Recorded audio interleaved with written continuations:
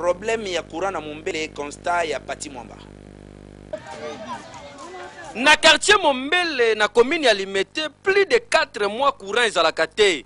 Cabine Mombele de oyo bozali komona yango ne bande ko servir partie ya coin oyo ba population ba se retrouver.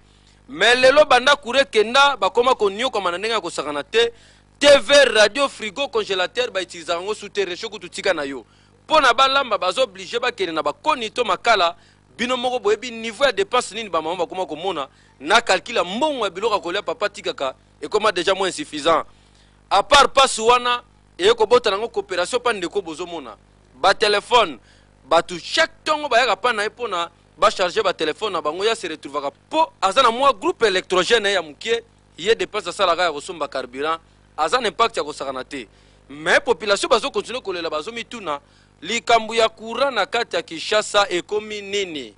Tokomiti na niveau DDK biso moto ça va démarche on a tokomiti na DDK expliquer biso que tout ça calme ti ba transformateur ekoya ba au servir biso mais jusqu'à présent tozo mona ka eloko morote na likambo courant yoka likambo courant esna linga benda trouble na kati ya mboko yo pona likambo courant comment quartier Mobimba Boy courant zanga kana kati ya quartier Mobimba Boy transport banda depuis ba yako longula transport yo yoka depuis ba longula transport mon na kate transport beba kite bangu mo ba testel ba sali mayele ko ba zo teka courant bi pa yosto bangu ba testel et tulinga transport na biso zunga lokini. Bon pour na bino macho bomona ngandeni eza mabe